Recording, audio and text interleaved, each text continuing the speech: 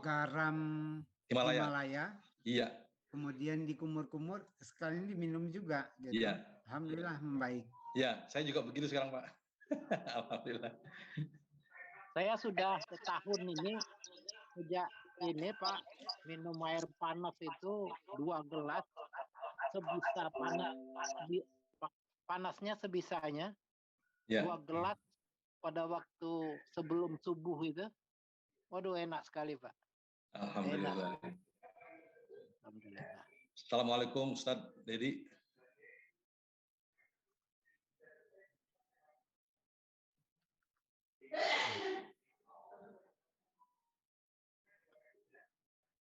Ini alhamdulillah Ustadz Dedi sudah masuk. Ya.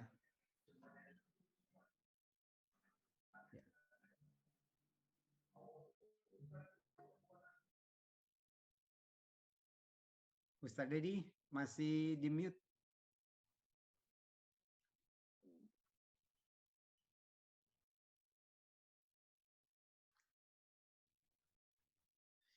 Pak Tovan, kami tadi ada ngobrol-ngobrol beberapa orang, jadi agak telat saya mempersiapkan ini tadi. Iya Pak. Ada Pak Andi, Pak Freddy, Kang Asep, Iya. Nyuarno. Iya Pak. Ya, kira-kira kita ini seperti apa gitu.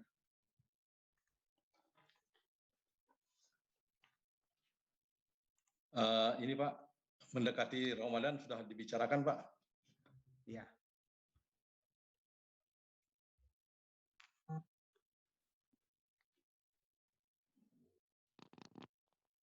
Baik.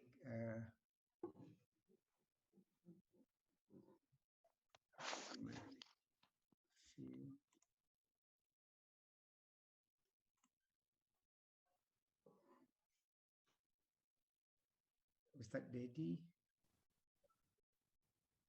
Assalamualaikum Ustadz Aijub, Ustadz Taufan.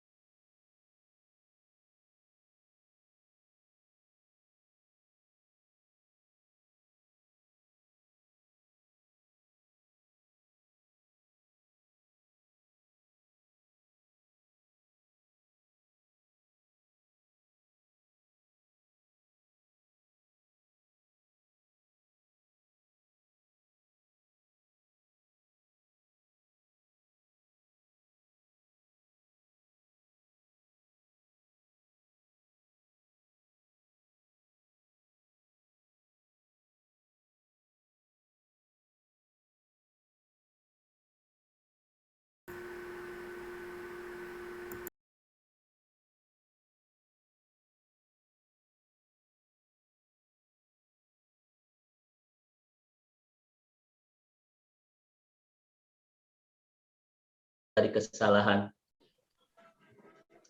Bapak Ibu yang Allah rahmati dan Allah berkahi, tentang Allah Al-Haq ini, salah satu ayatnya bisa kita temukan di surah Al-Mu'minun ayat 116 ya. Ketika Allah mengatakan a'udzubillahi minasyaitonirrajim, fata'alallahul malikul haq la ilaha illa huwa rabbul arsyil karim. Ya. Maka maha tinggi Allah yang maha benar ya. Tidak ada Tuhan selain Dia, Tuhan yang mempunyai arsy yang sangat mulia.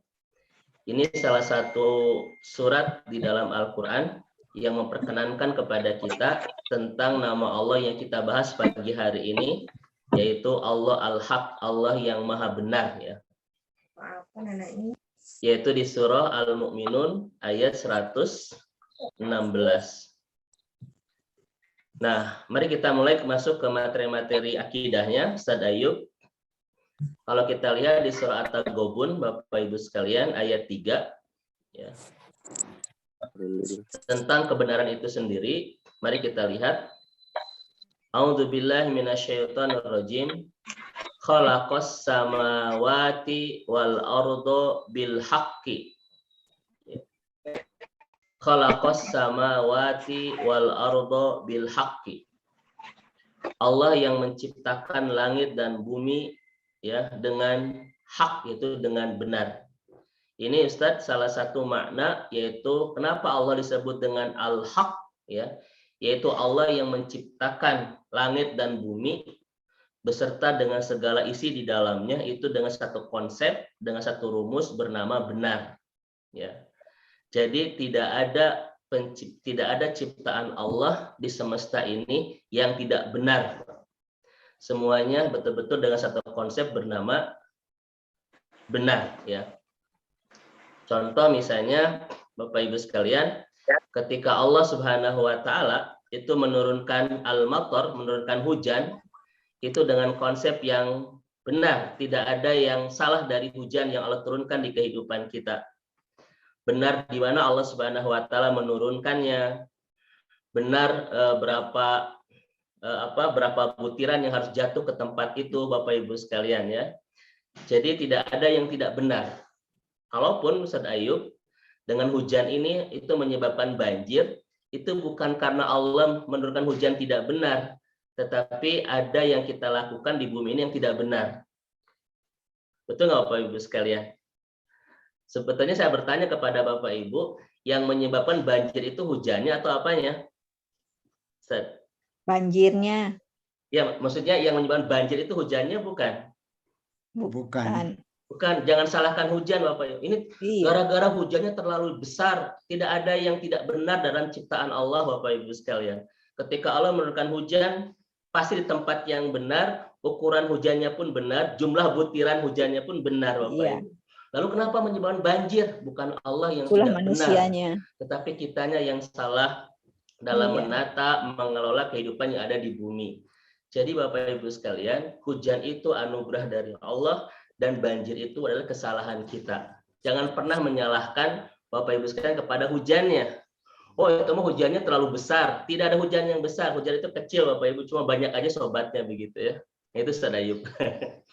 Nah, Bapak Ibu, Ustaz, kenapa demam gara-gara hujan?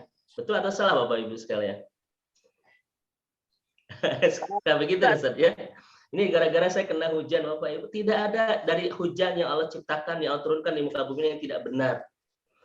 Ketika kita demam, bukan karena faktor hujan, mungkin kita kurang menjaga kesehatan, ya, kurang menjaga makanan, kurang menjaga pola istirahat dan lain sebagainya. Tidak ada ciptaan Allah yang tidak benar. Ukuran hujan di mana dia harus turun dengan jumlah kubiknya berapa dan lain sebagainya, Bapak Ibu sekalian, itu sudah Allah ciptakan bil haq dengan satu konsep bernama benar itu ya. Bahkan kalau Bapak Ibu lihat ya, hujan itu kan kalau kita lihat Ustadz Taufan ya, itu kan prosesnya adalah mengambil air dari laut ya, dan itu kan bergumpal-gumpal di awan, mu'sirat namanya. Tetapi ketika diturunkan ke bumi itu tidak ngegeblok Bu, tidak seperti kita ngembrat ya, tetapi butiran-butiran kecil gitu. Bagaimana kalau hujan diturunkan oleh Allah Subhanahu wa taala itu dengan dengan ukuran yang sebenarnya ketika angkat dari laut ya, nah itu nanti akan merusak. Ini Bapak Ibu sekalian. Kemudian kita lihat misalnya masafatus syam wal ard. Jarak antara matahari dan bumi Bapak Ibu sekalian. Ini yang sering kita keluhkan ya, salah satunya. Kita kadang merasa terlalu panas dan lain sebagainya. Demi Allah Bapak Ibu sekalian, ketika Allah menyimpan jarak antara langit dan bumi, itu khalaqas samawati wal ardo bil haq, dengan ukuran yang benar dan tepat. Tidak ada ukuran matahari dan bumi itu tidak tepat. Setuju Bapak Ibu?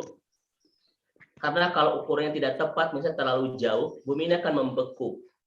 Atau ukurannya tidak benar, terlalu dekat matahari itu, bumi ini akan gosong Bapak Ibu sekalian. Ya, makanya kadang kita, aduh ini panas-panas ting, sekalian ya. Bukan karena jarak matahari dan bumi tidak benar, Bapak Ibu sekalian ya. Baik, tidak ada yang tidak benar. Bahkan dulu saya pernah sampaikan kepada ibu-ibu sekalian. Ini masih ingat ya kalimat saya. Allah Subhanahu wa taala menakdirkan seorang perempuan itu hamil 9 bulan setopan itu dengan ukuran yang sangat benar. Betul kan? 9 bulan itu. Itu ukuran sudah sangat tepat. Khalaqas samawati wal ardo bil haq. Karena kalau seorang ibu hamilnya hitungan mingguan, kira-kira berapa banyak anaknya ya? Sekomplek gitu ya. 2 minggu lahir itu Bapak Ibu. Kebayang anak kita ada berapa itu? Atau misalnya ukuran kehamilan itu tahunan, 2 tahun, 3 tahun, 4 tahun. Siapa yang kuat? 2 bulan saja sudah wahnan ala wahnin Bapak Ibu sekalian ya. Sudah sangat penuh dengan kepayahan. Maka Ibu dan Bapak yang Allah rahmati dan Allah berkahi, siapapun ketika membaca surah At-Taghabun tadi khalaqas samawati wal ardo bil haq, maka kita tidak akan pernah mudah untuk menyalahkan terhadap sesuatu yang Allah takdirkan di kehidupan kita. Kenapa? Karena tidak ada yang tidak benar. Itu semuanya benar Bapak Ibu sekalian. Nanti kita masukkan ke musibah ya. Oleh karena itu, Bapak Ibu yang Allah rahmati dan Allah berkahi, Allah menciptakan langit dan bumi dengan segala isinya itu dengan satu konsep bernama benar. Itu kira-kira apa renungan yang bisa kita petik pagi hari ini Bapak Ibu? Maka siapapun hidup yang dibangun dengan satu konsep bernama benar Pak, itu akan selaras dengan alam semesta ini. Akan terjadi sebuah simfoni dan harmonisasi yang begitu indah antara kita dan kehidupan ini Bapak Ibu. Maka lihatlah orang-orang yang hidupnya dibangun dengan satu konsep bernama benar, menemukan ketenangan, menemukan kedamaian, menemukan kebahagiaan, menemukan banyak kebaikan. Kenapa? Karena hidup dia sudah selaras dengan konsep penciptaan alam semesta ini. Terjadi sebuah simfoni yang begitu indah di kehidupan ini. Terjadi harmonisasi yang begitu menakjubkan Bapak Ibu. Ya. Ini Bapak Ibu, salah satu hikmah khalaqas samawati wal ardo bil haq. Allah menciptakan langit dan bumi dengan satu konsep bernama benar. Maka siapapun yang hidupnya berjalan dengan satu konsep bernama kebenaran, akan terjadi sebuah harmonisasi yang begitu indah. Adanya ketenangan, adanya kedamaian, adanya kebaikan, adanya kebahagiaan.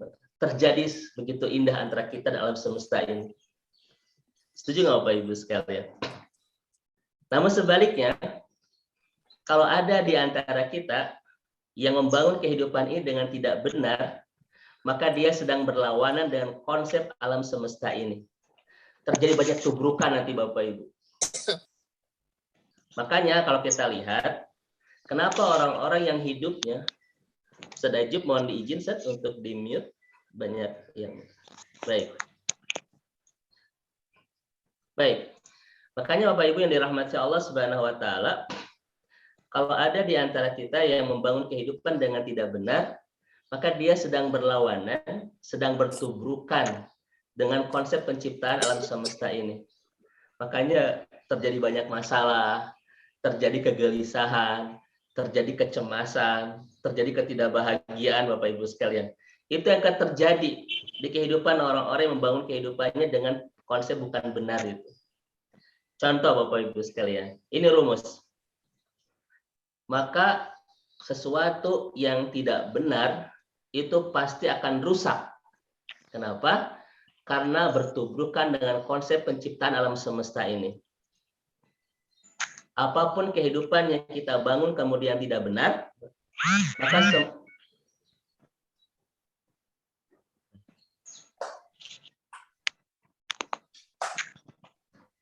Ustaz Ajub mohon dibantu Ustaz.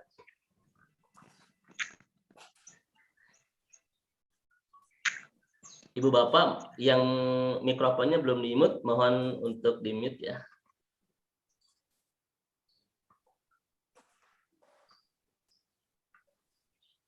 Baik. Baik Bapak Ibu yang dirahmati Allah Subhanahu wa taala. Saya ulang Bapak Ibu ya. Maka siapapun yang hidupnya tidak dibangun dengan konsep benar, pasti akan mengalami kerusakan. Apapun itu. Kenapa? Karena tidak cocok, tidak sesuai, dan bertubrukan dengan konsep penciptaan alam semesta, yaitu khalaqas samawati wal ardo bil haq. Contoh, mari kita lihat dalam 4 ini Ustadz Ayub. Niat Bapak Ibu. Ketika ada yang tidak benar soal niat kita, kira-kira ada yang rusak tidak? Apa yang rusak Bapak Ibu dari ketidakbenaran niat kita? Karena konsep sesuatu yang tidak benar itu pasti akan rusak. Ya, sesuatu yang tidak benar pasti akan rusak. Niat misalnya Bapak Ibu, ketika ada yang tidak benar di niat kita, maka pasti akan merusak. Merusak apa? Merusak pahala dari amal kita. Betul Bapak Ibu sekalian? Mari kita lihat di surah misalnya Al-Baqarah 264. Ini Bapak Ibu sekalian, sebagus apapun amal soleh kita, seindah apapun ketaatan kita kepada Allah Subhanahu wa taala, ketika kita bangun ya keindahan ketaatan itu dengan niat yang tidak benar, itu pasti rusak, Pak. Dan bukti kerusakan amal soleh yang kita bangun dengan ketidakbenaran niat itu adalah ternyata Allah mengatakan di dalam Al-Qur'an, kam masali safwanin alaihi turabun fa asabahu wabilun fatarakahu solda. Maka Bapak Ibu sekalian, seluruh ketaatan yang kita lakukan kepada Allah Subhanahu wa taala dibangun dari niat yang tidak benar, maka itu seperti kata Allah Subhanahu wa taala di dalam Al-Qur'an, perumpamaan seperti orang seperti itu seperti batu licin yang di atasnya ada tanah. Kemudian batu itu ditimpa hujan yang lebat. Lalu menjadilah dia bersih dan tidak bertanah. Artinya tidak ada pahala yang bisa kita temukan dari amal-amal ketaatan kita yang dibangun dengan niat yang tidak benar. Selalu ada yang rusak Bapak Ibu sekalian. Ya. Selalu yang rusak. Makanya Rasul mengatakan innamal a'malu binniyat wa innamal likulli amrin ma nawa. Ya. Ini Bapak Ibu sekalian. Dan kata Sufyan Ats-Tsauri, Ustadz Aizub, bahwa perjuangan terberat kita dalam membangun ketaatan kepada Allah Subhanahu wa taala itu adalah meluruskan hati ketika kita membangun ketaatan itu. Ya. Saya ulang Bapak Ibu. Seorang ulama besar masa tabi'in yaitu Sufyan Ats-Tsauri mengatakan, salah satu perjuangan terberat kita dalam membangun istana ketaatan kepada Allah Subhanahu wa taala itu adalah bagaimana cara kita menjaga agar niat kita benar. Betul ya? Kenapa Bapak Ibu? Karena syaitan begitu mudah memplesetkan dan menggelincirkan niat kita ketika kita membangun ketaatan. Ada nggak Bapak Ibu orang yang ibadahnya benar tapi niatnya nggak benar? Ada Bapak Ibu sekalian ya. Ada Bapak Ibu. Dan orang-orang yang ketika melaksanakan ketaatannya benar tapi niatnya tidak benar, maka akan rusak pahalanya di hadapan Allah sebagaimana di Al-Baqarah 264, dia tidak akan mendapatkan apapun. Maka Bapak Ibu yang dirahmati Allah Subhanahu wa taala, ini salah satu perjuangan berat kita adalah bagaimana membenarkan niat ketika beramal. Nggak condong langsung kerjain, nggak tidur lagi. Kalau ada istri mah jangan jam 2. Istrinya gimana? Nggak tahu gimana. Ibu anak mohon di mute, Bu. Baik. Nah, Bapak Ibu coba lihat misalnya di surat Saba ayat 13. Ini menarik untuk kita renungkan Bapak Ibu sekalian. Ibu Rita mohon di mute, Bu. Baik. Bapak Ibu, ini terkait masalah niat ya, kita masih masalah niat. Konsepnya sesuatu yang tidak benar pasti rusak. Di dalam Al-Quran, di surat Saba ayat 13, Bapak Ibu, Allah itu menceritakan kepada kita tentang kenapa kita harus bekerja. Ya, kenapa kita harus bekerja? Di sini kalau ada yang salah niat, Bapak Ibu pasti ada yang rusak. Contoh misalnya Allah mengatakan di surat Saba 13 ini, "I'malu ala Dauda syukran." Bekerjalah wahai keluarga Daud untuk bersyukur. Kan ini Bapak Ibu ya. Karena banyak di antara kita Ustadz Kuswara itu ketika bekerja niatnya bukan untuk bersyukur tetapi cari uang dan lain sebagainya. Maka Ustadz, apa yang terjadi dengan orang yang bekerja untuk mencari uang dengan orang yang bekerja untuk bersyukur? Itu nanti hasilnya tidak sama Bapak Ibu.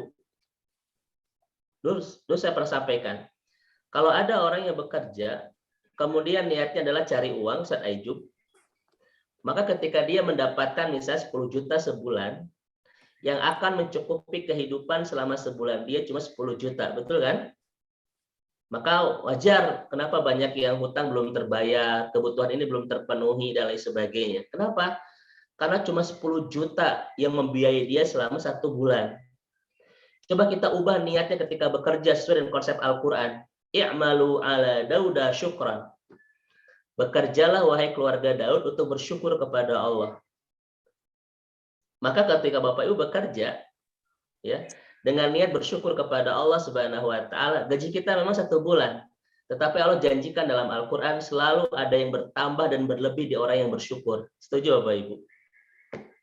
Memang gaji kita 1 bulan itu 10 juta. Tetapi karena niat kita untuk bersyukur kepada Allah, Allah janjikan la in syakartum la azidannakum. Selalu ada yang bertambah, selalu ada yang berlebih dari orang-orang yang senantiasa bersyukur. Gaji 10 juta dalam setahun, Pak. Tapi rumah tangga harmonis. Anak-anak pada baik, beasiswa pada pintar. Ya. Allah sehatkan fisik kita. Allah sembuhkan penyakit orang tua kita. Selalu ada yang bertambah dari sesuatu yang kita syukuri.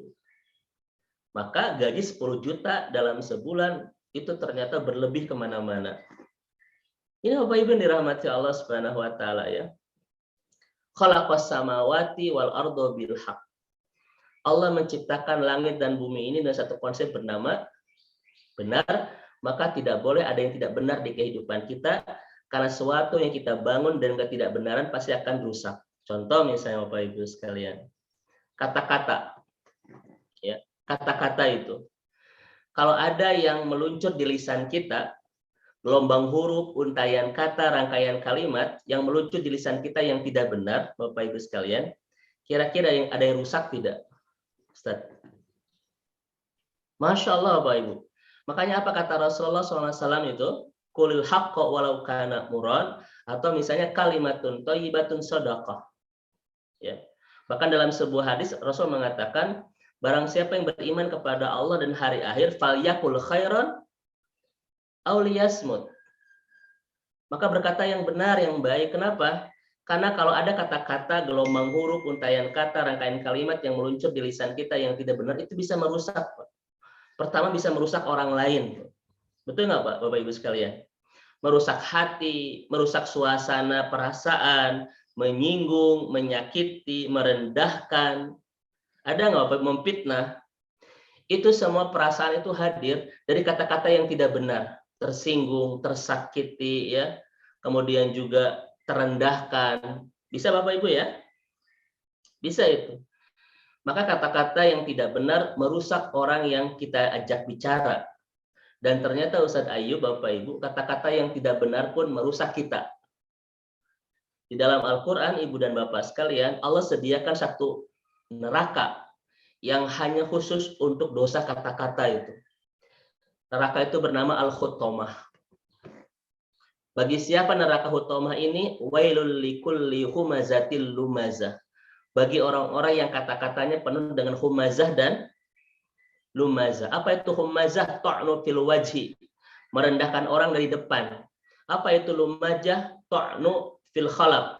Merendahkan orang dari belakang, Bapak Ibu sekalian. Ya. Karena ada orang yang begitu mudah kata-katanya itu menyinggung orang dari depan.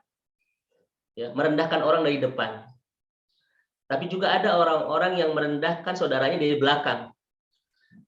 Itu namanya humazah dan lumazah. Dan dua-duanya adalah kata-kata yang nggak benar. Maka kata-kata yang nggak benar ini bisa menyakiti perasaan orang lain dan bisa merusak kita. Bapak Ibu dirahmati Allah Subhanahu wa Ta'ala. Selalu ada yang rusak dari kata-kata yang nggak benar. Maka ciri dari keindahan iman seseorang adalah kata-kata, Bapak Ibu. Man kana yu'minu billahi wal yawmil akhir falyakul khairan aw liyasmut. Kalau Bapak Ibu ingin melihat seberapa indah iman seseorang, lihatlah diksi katanya, gelombang hurufnya, rangkaian kalimatnya yang meluncur di lisannya. Karena semuanya adalah melukiskan dan menerjemahkan tentang sebuah keindahan keimanan. Salam Bapak Ibu sekalian ya. Kalau kata-kata kita benar Ustaz Ayub, ya, kata-kata kita benar Bapak Ibu ya kepada orang lain, kemudian juga selaras dengan perbuatan kita, menghormati dan lain sebagainya, akan tercipta sebuah simfoni kehidupan yang begitu indah. Betul Bapak Ibu? Tetapi kalau kata-kata kita gak benar akan merusak banyak hal. Maka Rasul mengatakan takaran dari keindahan sebuah iman adalah tergantung kata-kata. Makanya kalau Bapak Ibu ingin melihat seberapa hebat iman seseorang, lihat gelombang huruf, untaian kata, rangkaian kalimat yang meluncur di lisan seseorang itu. Karena semuanya adalah sedang menceritakan tentang sebuah keindahan keimanan. Kalau ada orang yang, ibu dari mana? Dari belakang, mau kemana? Mau ke depan. Setelah itu kemana? Ke pinggir. Nah itu keimanannya dipertanyakan. Gitu Bapak Ibu. Karena ada orang yang pendiam Bapak Ibu ya. Sekali ngomong pinjam uang ada gitu. Itu tergantung kata-kata Bapak Ibu dirahmati Allah Subhanahu wa Ta'ala. Ya. Baik. Sekarang yang ketiga Bapak dan Ibu yang Allah rahmati dan Allah berkahi. Kalau ada akhlak kita yang tidak benar, kira-kira ada yang rusak tidak Ustaz Ayub? Oh Ibu sekalian, akhlak kita yang tidak benar. Yang rusak apa salah satunya Bapak Ibu? Ukhuwah kita, ya kan? Karena orang itu biasanya tidak suka dengan akhlak yang tidak baik. Makanya kenapa Rasulullah SAW mengatakan yang paling banyak memasukkan kita ke surga itu adalah akhlak yang baik Bapak Ibu. Makanya Ibu dan Bapak yang dirahmati Allah Subhanahu wa Ta'ala, akan banyak yang rusak dari hubungan di antara kita ketika ada di antara kita berakhlak yang tidak benar, sombong, suudzon, hasud. Itu semuanya akhlak yang tidak benar, itu pasti merusak. Salah satu kerusakan yang akan terjadi adalah ukhuwah di antara kita. Betul nggak Bapak Ibu sekalian? Contoh misalnya. Ini Bapak Ibu contohnya. Suudzon. Suudzon adalah salah satu akhlak yang sangat buruk sekali. Buruk sangka kepada orang. Bapak Ibu dirahmati Allah Subhanahu wa Ta'ala. Bagaimana cara suudzon ini merusak? Apa kata ulama? Suudzon amrodun yaktulu kulal jamil. Suudzon itu adalah penyakit yang membunuh semua keindahan. Kalau kita sudah suudzon kepada orang, kita tidak akan pernah lagi menemukan keindahan dari orang itu. Segalanya di mata kita akan terasa buruk. Itu dampak bahaya dari sebuah suudzon Bapak Ibu. Kalau kita sudah suudzon sama tetangga, sama siapapun, setiap kebaikan yang dia lakukan di mata kita akan terasa buruk. Kenapa? Karena suudzon itu penyakit yang akan membunuh semua keindahan. Maka tidak akan pernah lagi keindahan yang bisa didapatkan dari orang-orang yang hatinya penuh dengan suudzon itu. Setuju Bapak Ibu sekalian?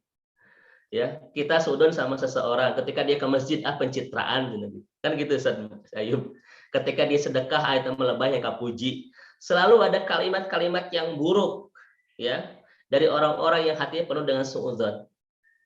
Kebayang nggak Ustadz Aizub? Kita suudzon kepada orang itu melahirkan keburukan. Apa jadinya kalau kita suudzon kepada Allah Subhanahu wa taala? Kita tidak akan pernah lagi melihat sesuatu yang Allah berikan di kehidupan kita itu baik, betul? Kalau kita sudah suudzon sama Allah Subhanahu wa taala, Allah itu kejam, Allah itu zalim, Allah itu pilih kasih.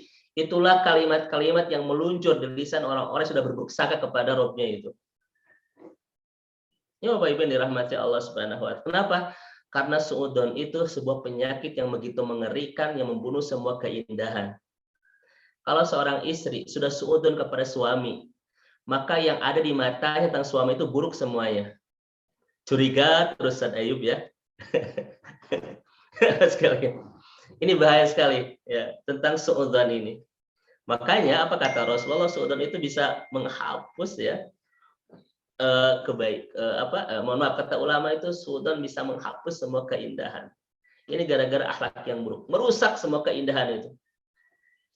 Maka Bapak Ibu, di hati yang tidak benar, di lisan yang tidak benar, kemudian juga di akhlak yang tidak benar, maka semuanya akan melahirkan kerusakan. Kenapa? Khalaqas samawati wal arda bil haqq. Karena Allah Subhanahu wa taala menciptakan alam semesta ini dengan satu konsep bernama benar. Maka sesuatu yang tidak benar pasti akan membawa kepada kerusakan. Kenapa? Berbenturan dengan konsep penciptaan alam semesta ini. Setuju Bapak Ibu yang dirahmati Allah? Baik, mari kita lihat Ibu dan Bapak yang dirahmati Allah. Contoh, inna sidqa tumaninatun wa innal kadhiba ribatun. Kebenaran itu menenangkan, kebohongan itu menggelisahkan. Coba Bapak Ibu lihat, kalau kebohongan itu benar atau tidak? Bapak Tidak. Ibu, tidak benar. Maka sesuatu yang berawal dari ketidakbenaran itu akan merusak. Contoh adalah kebohongan. Kejujuran itu simpel Bapak Ibu, menenangkan. Dan ketidakjujuran itu menggelisahkan. Karena tidak benar. Maka siapapun yang ingin tenang, Pak, yang ingin rileks, yang ingin simpel, ya jujur begitu, benar. Tetapi kalau hati penuh dengan ketidakbenaran, kebohongan itu rumit Bapak dan Ibu, itu raibah, menghadirkan kegelisahan. Contoh misalnya kita lihat, Bapak Ibu dirahmati Allah Subhanahu wa taala. Langsung Islam. Ada seorang perempuan, Ustadz Ayub, itu pernah berkata yang tidak benar, pernah berbohong. Dan ini bentuk ketidakbenaran. Ketika dia gagal menggoda seorang laki-laki yang ganteng, Bapak Ibu ya. Ya. Jadi mudah-mudahan suami-suami ibu-ibu tidak seganteng Nabi Yusuf ya, biar ujiannya tidak terlalu berat ya. Dan kelihatan wajah-wajah di sini ujian tidak terlalu berat ya Ustaz Ayub. Ini salah satu ujian berat bagi laki-laki yang sangat ganteng namanya Yusuf. Itu robat anhu. Dia digoda oleh seorang perempuan yang sudah lost control Bapak Ibu sekalian. Perempuan ini tidak murahan, tapi Yusufnya terlalu tampan. Coba kira-kira yang salah siapa Ustaz Kuswara? Perempuan ini menggoda Yusuf. Perempuan ini tidak murahan, Yusufnya terlalu tampan. Jadi kira-kira yang salah siapa? Yusuf. Kata perempuan laki-laki, kata laki-laki perempuan. Baik sekalian ya. Makanya mudah-mudahan kita mau Ustaz Kuswara tidak terlalu tampan ya, biar godaan kita tidak terlalu besar ya, Ustaz Ayub. Baik Bapak Ibu sekalian. Ketika gagal, si perempuan ini menggoda Yusuf, karena Yusuf mengatakan, ma'adallah, aku berlindung kepada Allah Subhanahu wa taala. Dan apa yang terjadi Bapak Ibu dirahmati Allah? Si perempuan ini berbohong, mengatakan kepada suaminya, Yusuf akan menggoda aku, begitulah bahasa singkatnya. Yusuf akan menggoda aku. Padahal yang menggoda siapa? Perempuan itu kepada Yusuf. Dia putar balikan fakta, Yusuf akan menggoda aku. Itu kebohongan bukan? Itu kebohongan. Yusuf berakhir di penjara. Dan perempuan ini aman di istana. Apakah selesai urusannya? Tidak Bapak Ibu sekalian. Kenapa? Karena perempuan ini menyimpan ketidakbenaran. Dia berbohong. Karena yang seharusnya menggoda itu dia, malah dia putar balikan fakta. Yusuf akan menggoda aku. Dan apa yang terjadi Bapak Ibu sekalian? Perempuan ini terus gelisah hatinya. Dia penuh dengan ketidaktenangan karena sudah berbohong. Iya nggak Bapak Ibu sekalian? Dan pada akhirnya Ustaz Ayub, di Yusuf ayat 56, wa qalat imra'atul aziz, istri Aziz berkata, al-an, ya hasol haqqu, jelaslah kebenaran itu. Anna rawattuhu an nafsihi, akulah yang menggodanya. Wa innahu laminas shodiqin, dan dia termasuk laki-laki yang benar. Lihat Bapak sekali. Ini kalimat perempuan yang sudah tidak kuat menyimpan kegelisahan, sudah tidak tahan menyimpan ketidaktenangan hati akibat sebuah ketidakbenaran kata-kata yang pernah dia ucapkan kepada Yusuf alaihissalam, Bapak Ibu. Saya bertanya kepada Ustadz Ayub, ada nggak orang yang saat ini hatinya tidak tenang, hidupnya pun tidak tenang, gara-gara ada kata-kata yang pernah dia ucapkan yang tidak benar itu? Ada nggak Bapak Ibu? Ada. Itu Bapak Ibu. Ada nggak saat ini orang-orang Bapak Ibu yang hidupnya tidak tenang karena dulu pernah banyak melakukan kesalahan? Ada Bapak Ibu sekalian? Resah, gelisah. Kenapa? Karena dia pernah berbuat ketidakbenaran itu di masa lalu. Dihantui kegelisahan, keresahan, ketidakbahagiaan. Kenapa? Khalaqas samawati wal ardu bil haqq, Bapak Ibu. Sesuatu yang tidak benar pasti merusak. Salah satu yang akan dirusak adalah ketenangan perasaan kita, Bapak Ibu sekalian.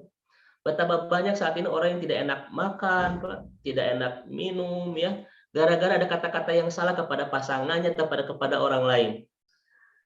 Ada di antara kita saat ini yang tidak enak menjalani hidup, tidak tenang, gara-gara kesalahan-kesalahan di masa lalu. Ada nggak Ustadz Kuswara, Bapak Ibu? Ada, Bapak Ibu sekalian.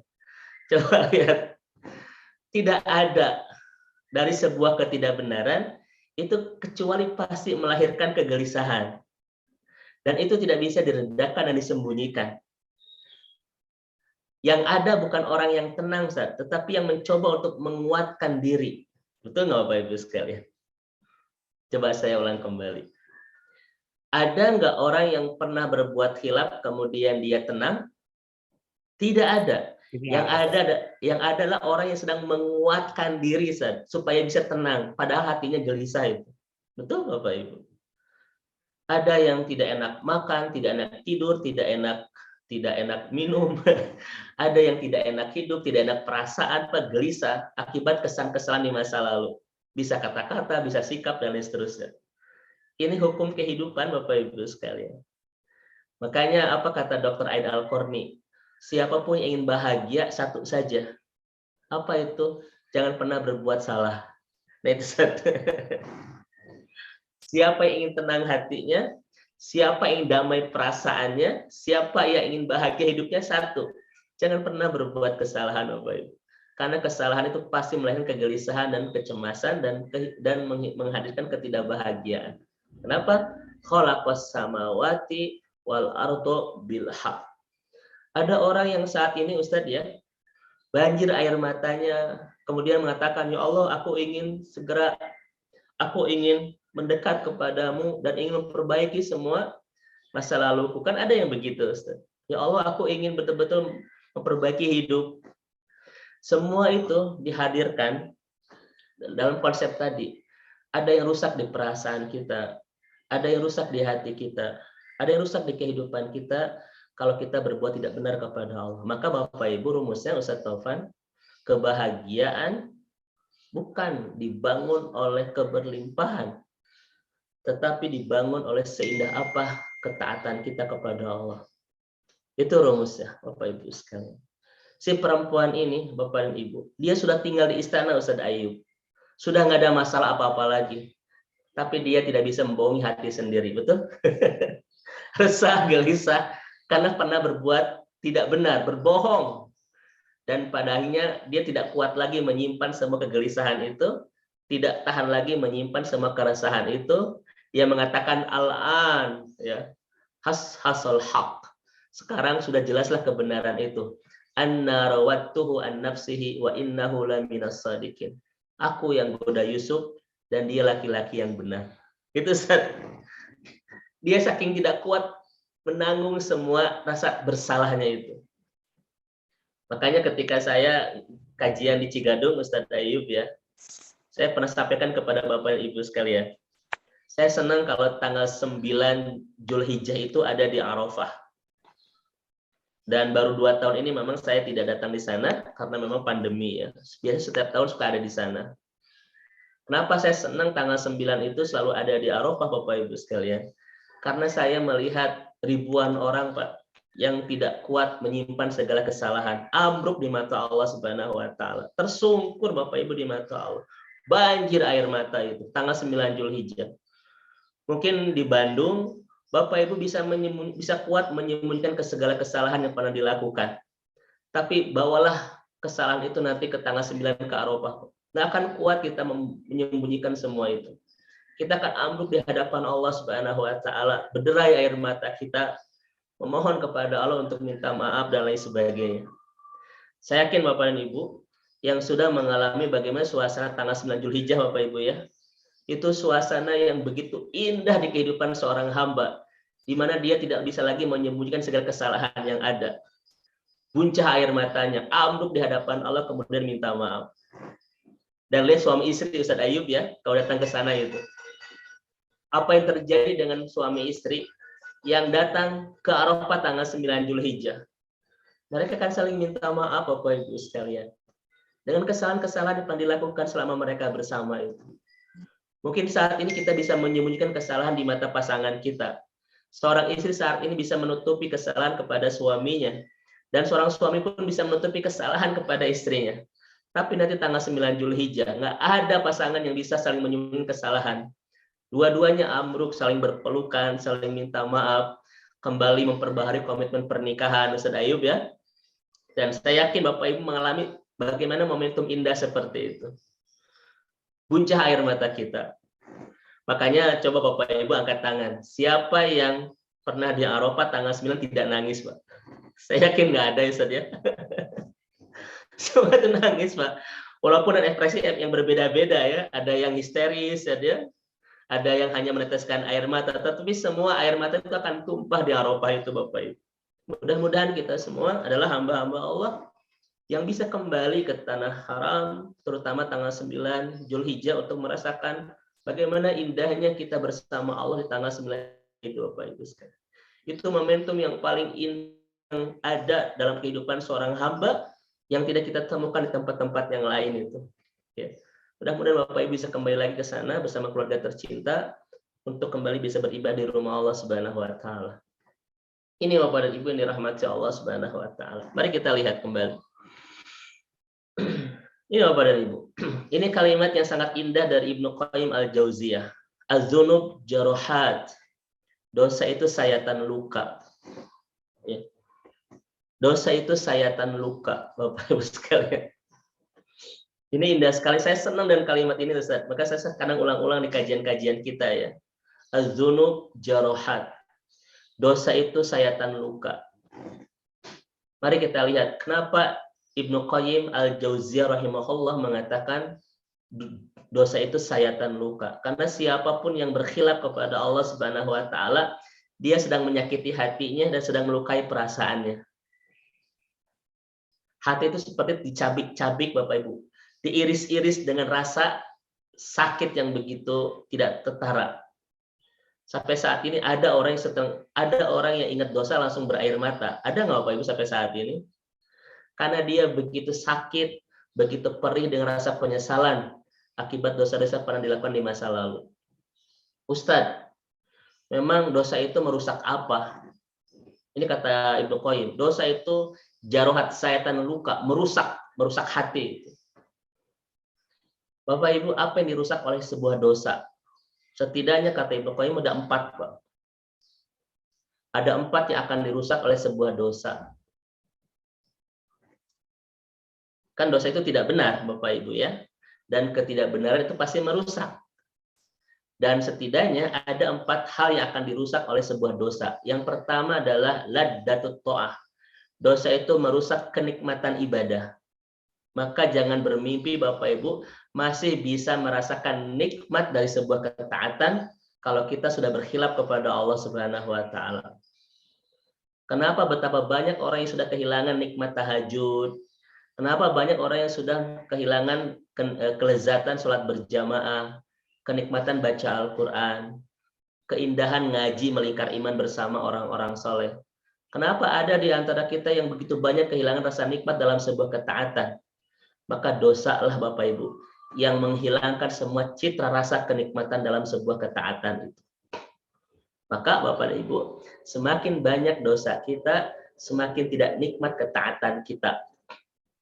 Karena nikmatnya sebuah ketaatan, Bapak Ibu, hanya bisa kita rasakan ketika semakin sedikitnya khilaf kita kepada Allah Subhanahu wa taala. Ini Bapak dan Ibu dirahmati Allah. Makanya Ustadz Ayub ya, Ustadz Taufan, orang-orang yang senantiasa menjaga amalnya agar tidak salah, maka buah manisnya apa? Semakin dia merasakan kenikmatan dalam ketaatan. Dan bapak-bapak di Al-Muslim ini memang sudah kelihatan wajah-wajah ahli surga semua ya. Mudah-mudahan dibersamakan terus pada dalam nikmatnya sebuah ketaatan, agar kita pun bisa merasakan nikmatnya dalam sebuah kebahagiaan tak berkesudahan nanti di surga insya Allah. Amin. Ya, Bapak, Alamin. jangan pernah rusak kenikmatan ketaatan kita oleh kehilapan-kehilapan kita. Karena kata Ibnu Qayyim, ketidakbenaran itu merusak. Salah satu yang dirusak adalah kenikmatan ibadah. Maka saya sering sampaikan kepada Bapak Ibu sekalian, apapun warna dan rasa kehidupan kita, mudah-mudahan kita tidak pernah kehilangan rasa nikmat dalam sebuah ketaatan, Bapak Ibu. Allah uji dengan kesempitan, Allah uji dengan kelapangan, Allah uji dengan bahagia, Allah uji dengan air mata, apapun yang Allah hadirkan di kehidupan kita, tapi kita minta sama Allah, jangan sampai semua itu menghilangkan kenikmatan kita dalam ketaatan kepada Allah Subhanahu wa taala. Kenapa? Karena tidak ada yang paling indah di kehidupan kita kecuali kalau kita sudah merasa nikmat ketika membangun ketaatan kepada Allah Subhanahu wa taala. Nah, ini Bapak Ibu. Ya. Yang kedua, Bapak Ibu yang dirahmati Allah Subhanahu wa taala, apa yang rusak? Ya. Apa yang rusak dari orang-orang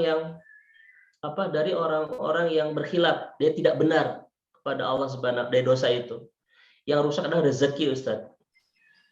Kita lihat Bapak Ibu di hadis ini. Inna rajul liyuhlima rizqa bidan bin yusibuhu. Seorang laki-laki akan rusak rezekinya gara-gara dia tidak benar kepada Tuhannya, Bapak Ibu. Gara-gara dia melaksanakan dosa kepada Tuhannya itu. Selalu ada di rezeki yang bermasalah ketika kita bermasalah amal kita kepada Allah Subhanahu wa taala. Makanya kita sudah sepakat Ustaz Topan ya, Ustaz Fauzan, Ustaz Ayub, bahwa ada enggak orang yang ibadahnya rusak, rezekinya banyak? Itu tidak ada ya. Ini sudah kita sepakati Ustaz ya. Tidak ada orang yang rezekinya itu banyak di kelakuannya tidak benar atau di banyak dosa yang dia lakukan. Tidak ada Bapak Ibu. Ada enggak orang yang tidak ibadah rezekinya banyak? Tidak ada. Ketika ada pertanyaan, Ustadz itu kan mobilnya banyak, rumahnya banyak, uangnya banyak, harta bisa banyak. Tetapi rezeki nggak mungkin bisa banyak. Karena harta tidak berkaitan dengan ibadah, sementara rezeki sangat terkait erat dengan ibadah kita. Ini sudah kita bahas ya, dan sudah selesai kajian kita tentang bab ini. Makanya wajar ada orang yang tidak sholat, ada orang yang tidak ngaji, ada orang yang berbuat maksiat yang banyak, dan hartanya banyak. Tapi nggak mungkin rezekinya banyak. Itu kesimpulan kita. Karena rezeki, kata Syekh Sya'rawi, itu bukan bicara masalah harta. Karena harta, kata beliau, bagian yang paling kecil dari rezeki itu. Ya. Apa itu rezeki? Kenikmatan ibadah, keharmonisan rumah tangga, Bapak Ibu sekalian, ya, ketenangan hidup, itu semuanya rezeki yang tak bisa kita beli dengan seberapa banyak harta kita. Makanya kan ada orang yang kayak begini, Ustaz Fauzan, ya, ini salah persepsi. Ustadz, saya sudah tahajud tiap hari, tetapi kenapa bisnis saya itu belum bagus? tidak lancar terus. Seakan-akan dia belum dapat rezeki, betul? Padahal ketika dia melaksanakan tahajud, itu rezeki yang nggak mungkin bisa dibeli dengan harta loh. Kan ada orang bilang gini, Ustaz Ayyub, Ustaz, saya sudah sholat duha ya setiap hari, tetapi kenapa hutang saya itu atau bisnis saya itu belum lancar? Seakan-akan sholat duha itu bukan rezeki loh. Padahal kenikmatan sholat duha itu rezeki yang tak mungkin bisa dibeli dengan harta kita. Betul nggak, Ustaz?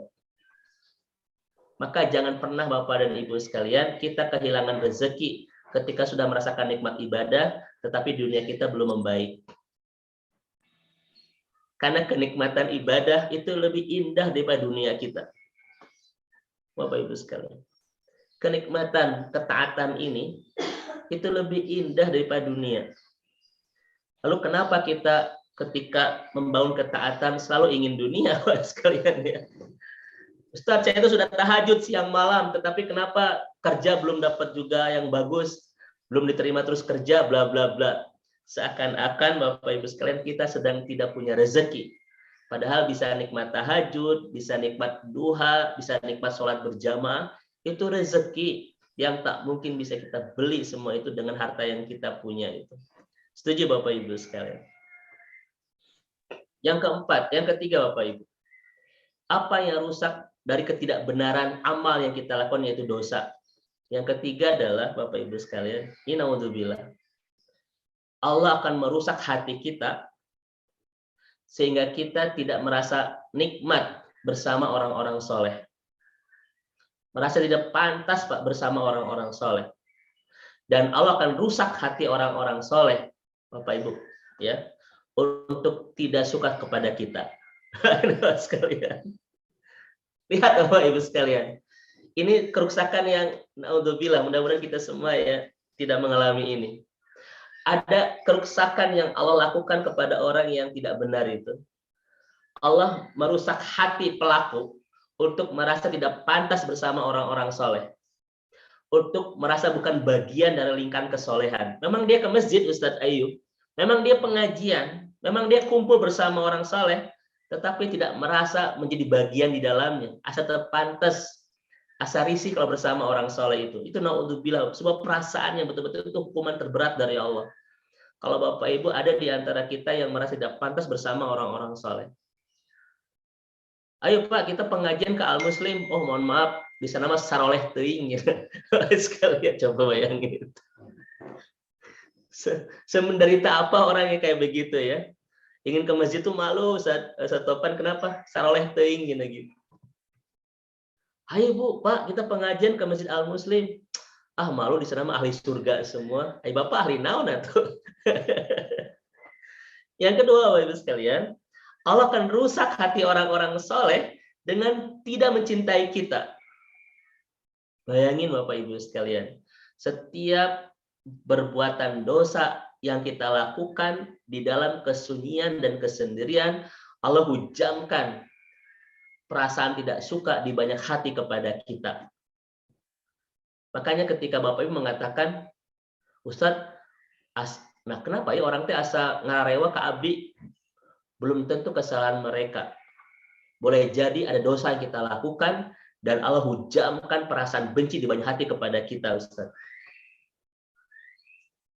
Itu kalimat dari Abu Daud dan itu pun kalimat dari Ibnu Abbas, Bapak Ibu sekalian.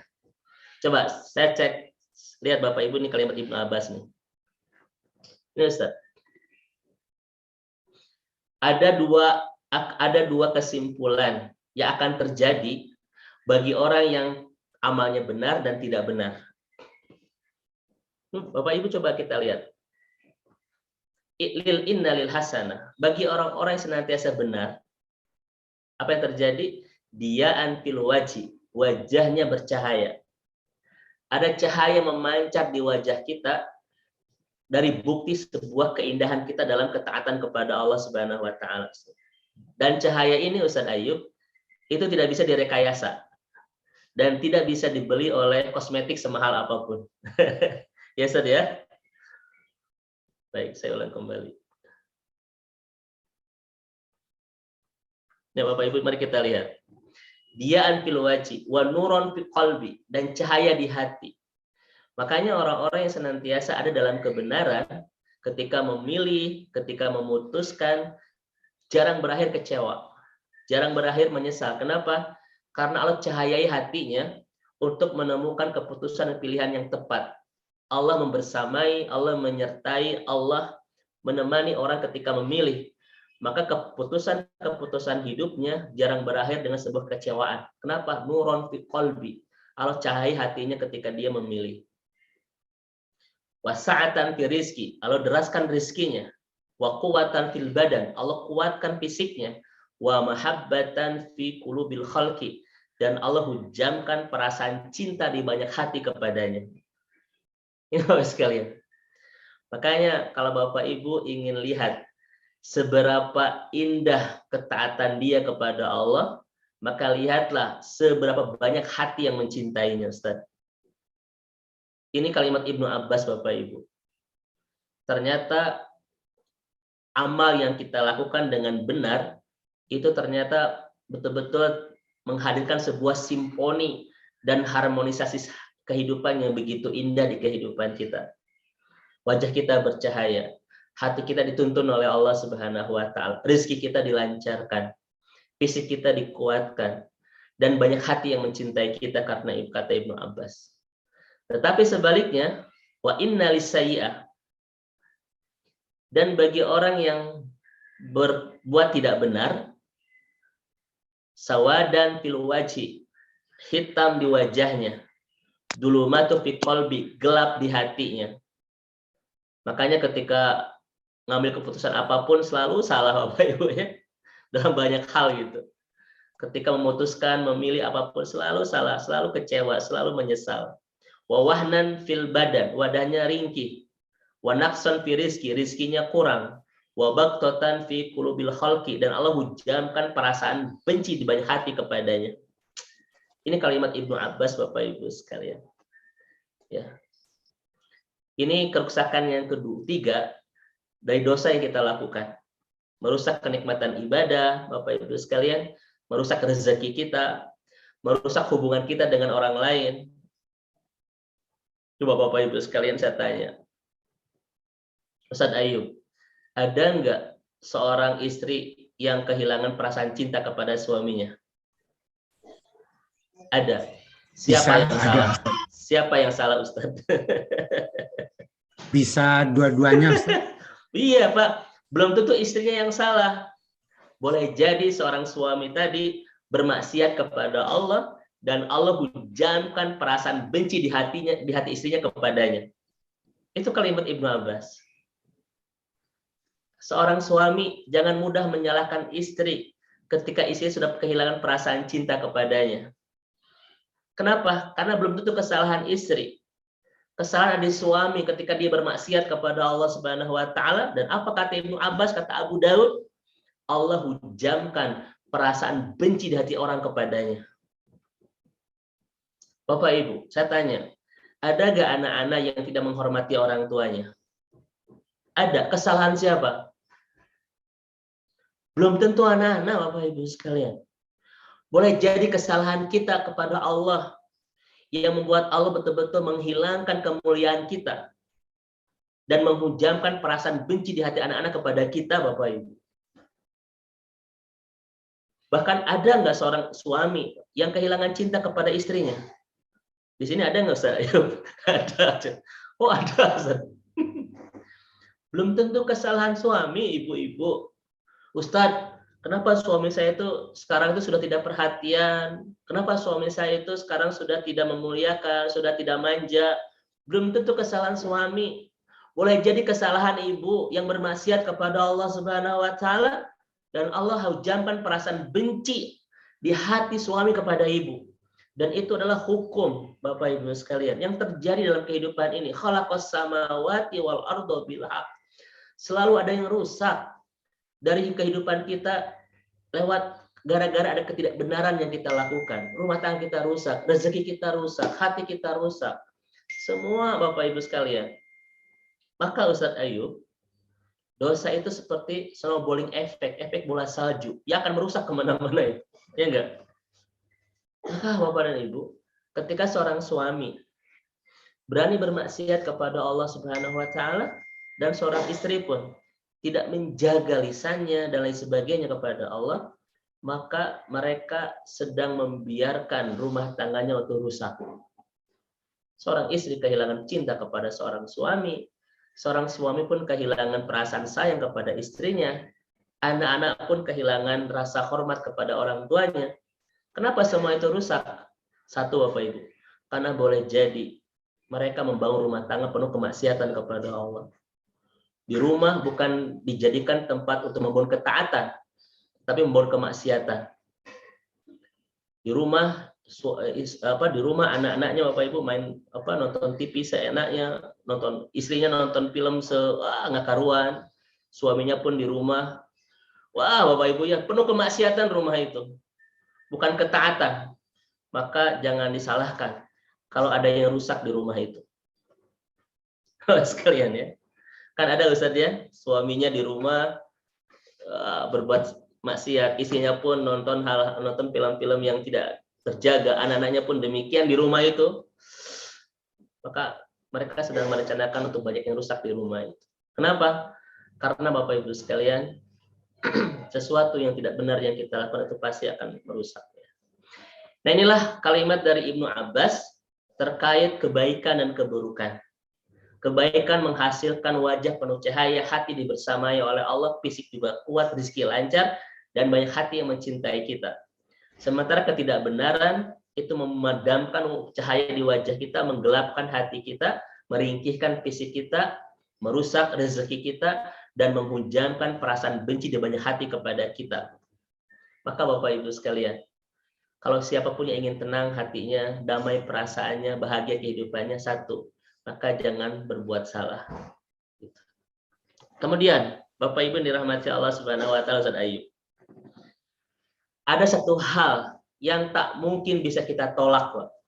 Apa itu? Kebenaran. Itu nggak mungkin bisa kita tolak. Apapun Bapak Ibu bisa kita tolak, Ustaz Ayub ya. Tetapi kebenaran itu nggak mungkin bisa kita tolak, Pak. Banyak orang yang pada akhirnya Bapak Ibu hidupnya menjadi benar. Ya. Itu sesuatu yang tidak bisa kita tolak. Yang pertama dengan ilmu biasanya Ustaz Ayub. Orang banyak belajar agama, pada akhirnya dia akan terus menemukan kebenaran. Oh, ternyata harus begini. Oh, ternyata harus begitu. Oh, ternyata seorang muslim itu harus begini. Ada banyak kebenaran yang bisa ditemukan ketika dia itu berilmu, belajar. Tidak bisa ditolak.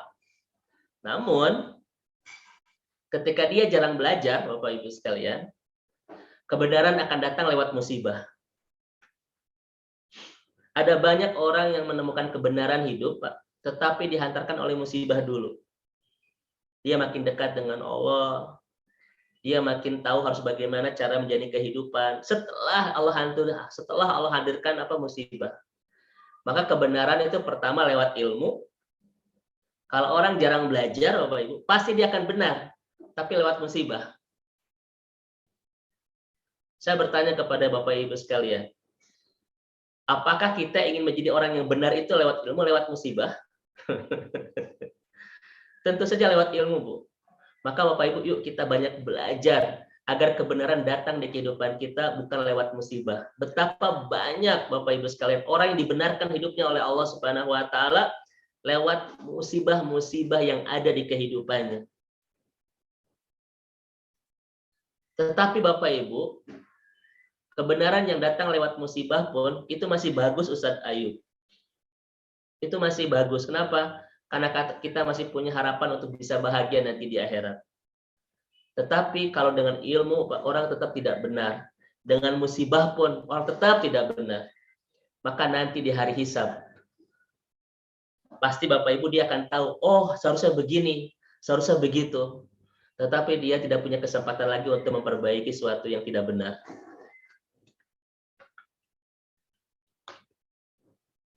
Maka saya tanya kepada Ibu dan Bapak, kebenaran bisa datang lewat ilmu, bisa datang lewat musibah, atau ketika nanti dihisab di akhirat. Oh, ternyata saya tuh banyak salahnya. Oh, ternyata saya itu banyak amal kemaksiatannya daripada amal soleh yang nanti dihisab. Kira-kira Bapak Ibu memilih yang mana?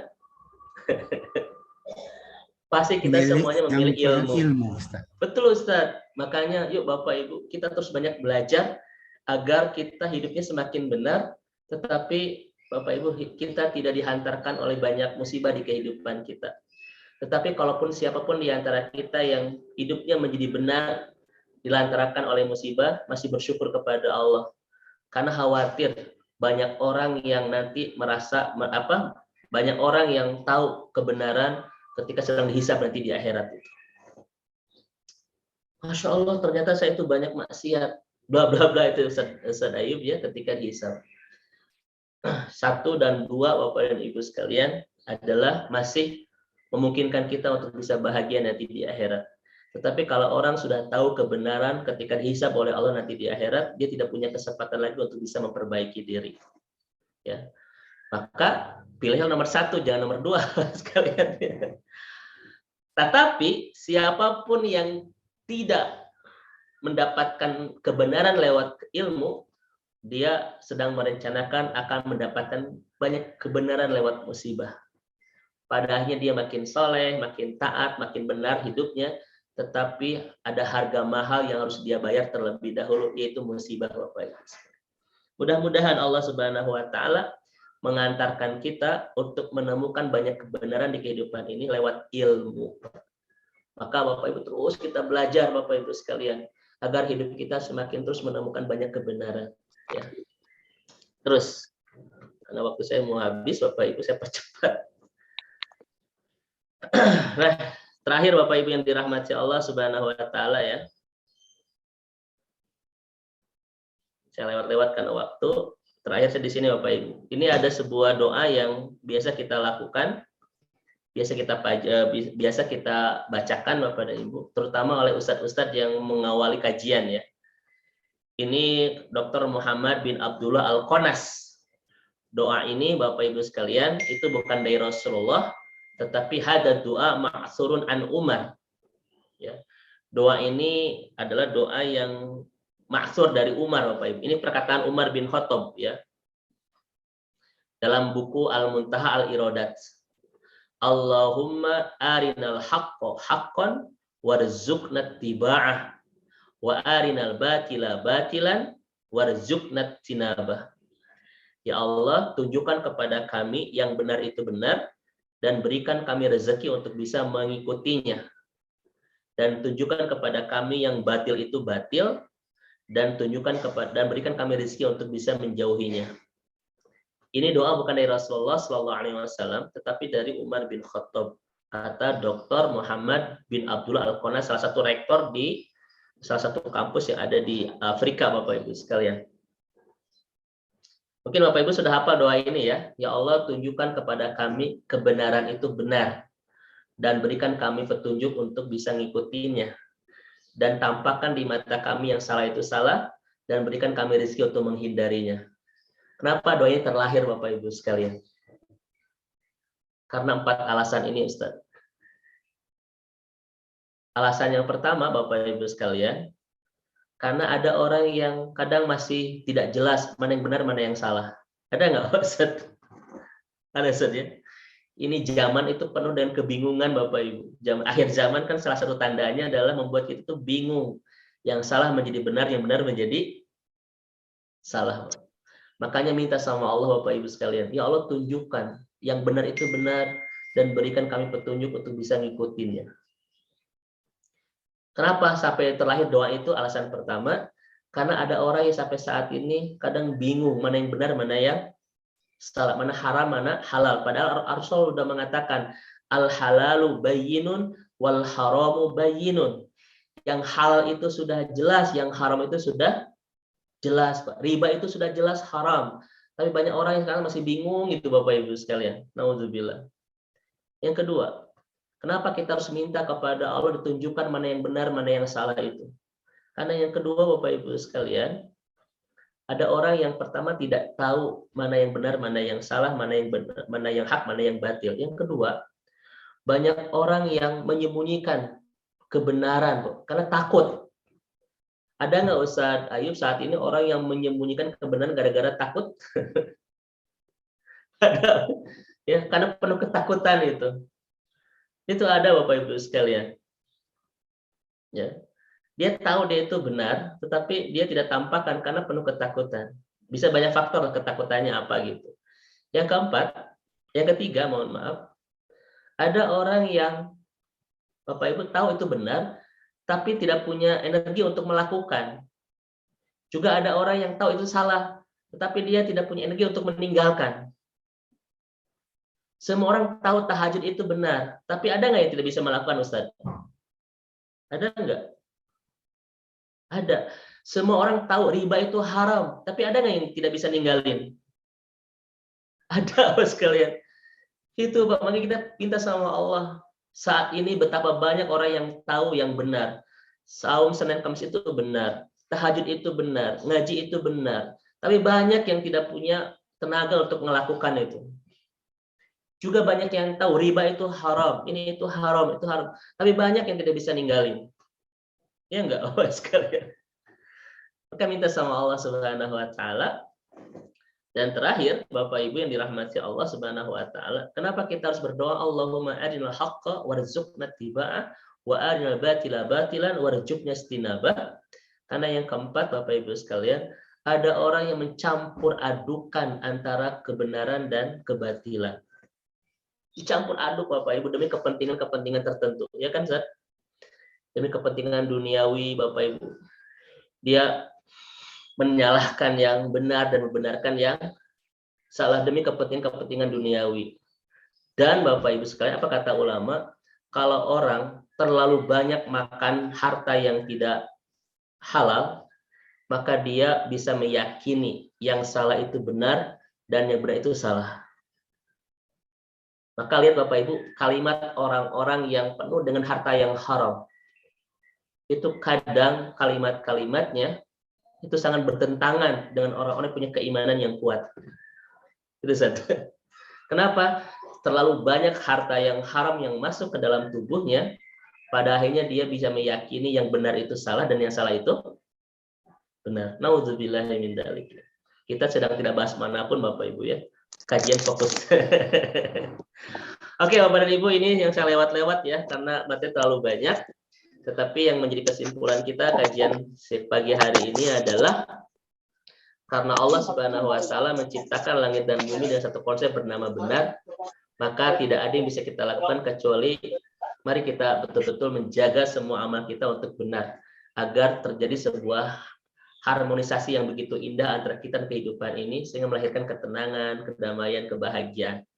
Dan siapapun yang berbuat tidak benar, dia sedang bertubrukan dan berlawanan dengan konsep alam semesta ini yang padanya akan mendatangkan kerusakan, ketidaktenangan, kegelisahan, keresahan, bahkan masalah-masalah yang datang di kehidupan kita tidak hanya di dunia tapi juga nanti di akhirat. Ini mungkin Ustaz Ayub, mohon maaf saya sampaikan materi hari ini. Wallahu a'lam bishawab. Baik Ustaz, terima kasih banyak atas uraiannya Ustaz. Tapi ada 3 pertanyaan yang saya catat nih Ustaz. Masya Allah, Ustaz. Enggak. Boleh saya sampaikan ya Ustaz ya. Pertama, padahal niat itu adalah diketahui oleh Allah dan diri yang berniat sendiri. Ya. Tetapi ada orang yang kadang-kadang menjudge seseorang itu berniat bahwa itu niatnya tidak benar, tidak ikhlas atau ya. Baik, bisa Ustaz. Pertama, bahwa al-hukmu bidzawahir ya. Kita nggak boleh banyak menjudge sesuatu yang terlahir dari hati seseorang. Karena kita nggak bisa mengukur, tidak bisa juga menyelami bagaimana hati seorang hamba. Tetapi Ustaz, al-hukmu bidzawahir, ada yang bisa kita hukumi karena nampak di depan. Ya. Misalnya orang bilang begini Ustaz, ya, ibu kenapa tahajud terus? Ya saya biar wajah saya makin glowing gitu. Terus kita bilang itu niatnya ada yang salah. Itu benar nggak Ustaz? Benar, karena ada sesuatu yang muncul gitu loh. Tapi kalau si ibunya tidak bilang apa-apa, si ibu eta wajahnya juga beda, sehingga niatnya salah. Itu jangan. Ustaz. Kenapa? Karena kita nggak bisa menjudge sesuatu yang tidak muncul ke permukaan. Karena orang itu al-hukmu bidzawahir. Hukumi saja apa yang nampak. Jangan pernah kita menghukumi apa yang tidak nampak. Ya. Makanya apakah niat seseorang itu bisa kita nilai tidak benar? Bisa, kalau itu ada yang nampak, ada yang muncul, Ustaz. Seperti kata-kata tadi, supaya wajah saya glowing. Kenapa saum Senin Kemis? Ya, biar kolesterol turun gitu ya. Sebetulnya itu benar, tetapi ada niat yang nggak benar. Itu Ustaz ya.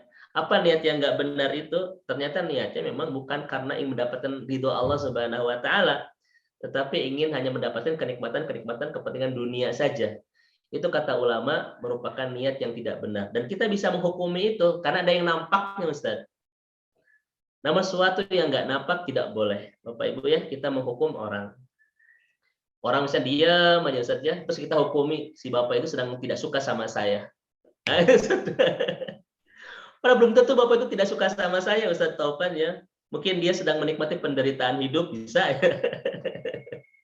Oh, jadi kita seudon Ustaz Aizub ya. Nah, maka Bapak dan Ibu yang dirahmati Allah Subhanahu wa Ta'ala, inilah salah satu adab yang dibangun oleh Rasulullah SAW ya. Kita tidak boleh berseudon kepada orang lain ya. Dan kalaupun kita mau don, maka banyakin don-don yang bagus kepada orang lain. Mungkin dia sedang apa? Misalnya ada orang yang tidak datang ke masjid, oh mungkin dia sedang berhalangan, sedang sakit dan sebagainya. Bukan, oh dia sudah tidak suka lagi ke masjid, oh bla bla, jangan ya. Itulah seorang muslim, bagaimana dia berinteraksi dengan saudaranya, apalagi terkait dengan masalah dzon, Bapak Ibu ya. Ini harus hati-hati sekali. Maka apa kata Rasulullah SAW? Karena si orang muslim itu harus mencintai saudaranya seperti mencintai diri sendiri, maka himpun banyak dzon yang baik kepada saudara kita, sebagaimana kita pun banyak menyimpan dzon yang baik kepada diri sendiri. Begitu. Itu Ustaz Ayub. Wallahu a'lam bishawab. Baik, yang kedua Ustaz, orang-orang yang merasa tidak nyaman bersama orang-orang soleh, betul. apakah bisa dikatakan sebagai orang itu punya qalbun mayitun, hati yang mati? Betul, Bapak Ibu sekalian ya. Di antaranya malah kalau lihat Imam Al-Ghazali itu bukan hati yang mati, hati yang sakit.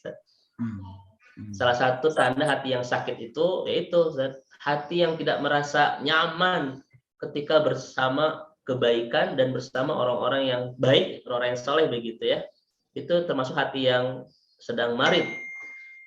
Karena ulama-ulama tazkiyatun nafs itu membagi hati menjadi 3 ya.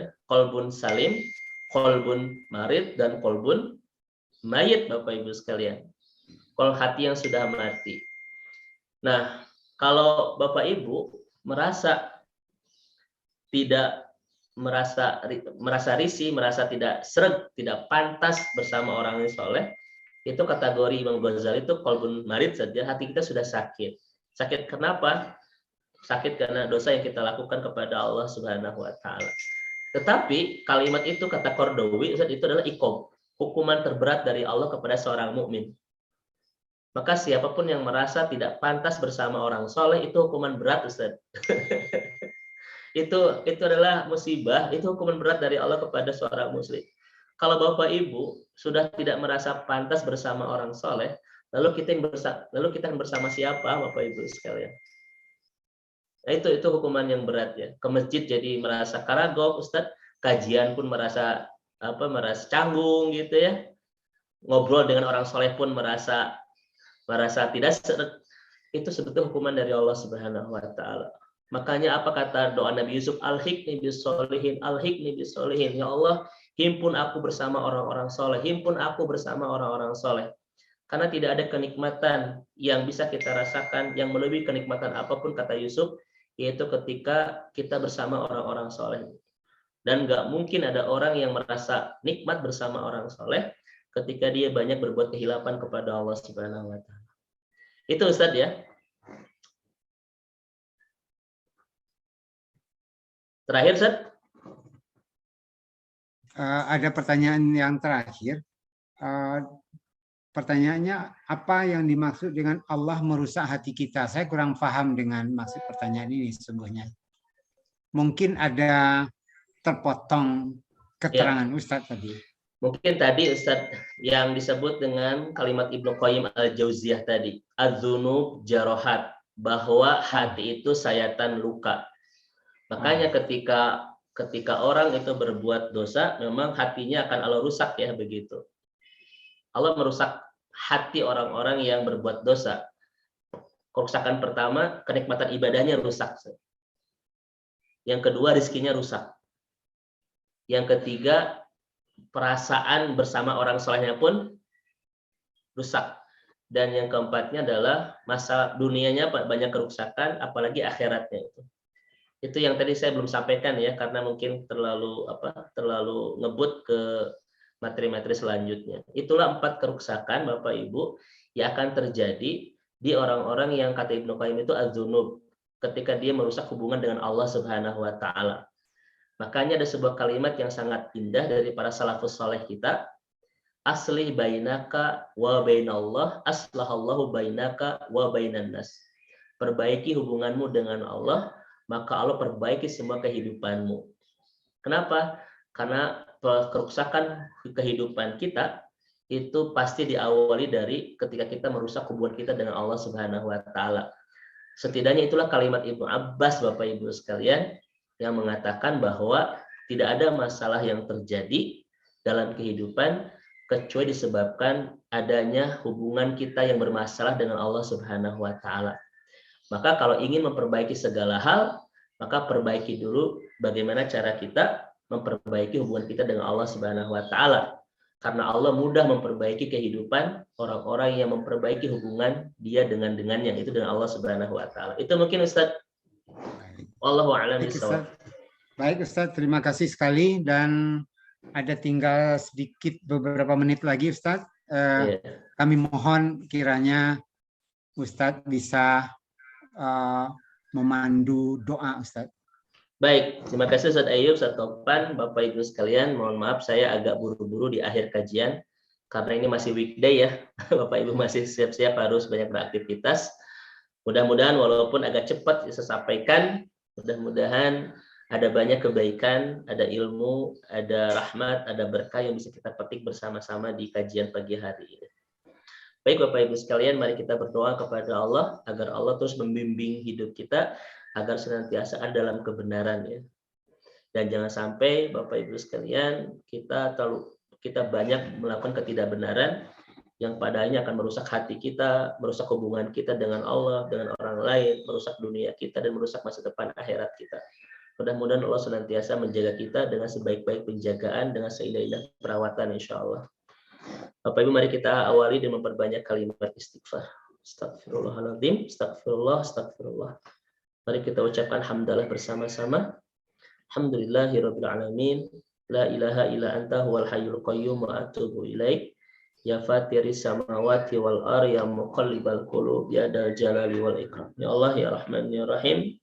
Allahumma arinal haqqa haqqan warzuqna ittiba'ah wa arinal batila batilan warzuqna istinabah. Ya Allah ya Rahman ya Rahim, kami mohon kepada Engkau istiqomahkan kami senantiasa dalam kebaikan sampai akhir hayat kami. Nikmatkan kami, bahagiakan hidup kami dalam ketaatan kepadamu sampai ujung episode kehidupan kami ya Allah.